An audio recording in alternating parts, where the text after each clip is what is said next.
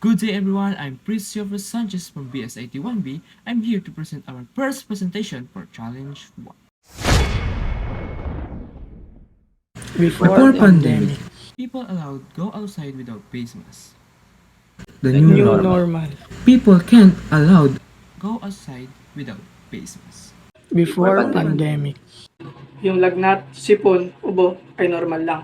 the new new normal. Lalagnatin ka, ubuhin ka, at sipunin ka. Tapos nagpa-check up ka sa mga doktor. Imbis na gamot ang ibigay sa'yo, isuswab test ka muna nila. Before pandemic, Ang mga nagtatrabaho ay sa opisina pa pumapasok. the new new normal. Sa bahay na lang sila nagtatrabaho. Before pandemic, Isa ako sa karamihan na nag-aaral at pumapasok sa kanya-kanyang paaralan sa kadahilanan dahil ay face-to-face classes at walang sakit, walang COVID na iniisip ang bawat isa.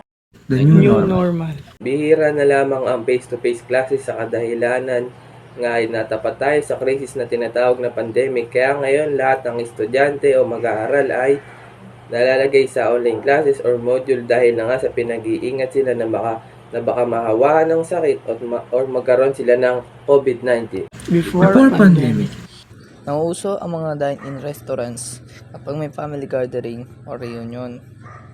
the new normal. Nauuso na mga online delivery apps katulad ng Foodpanda, Order Mo, GrabFood at iba pa.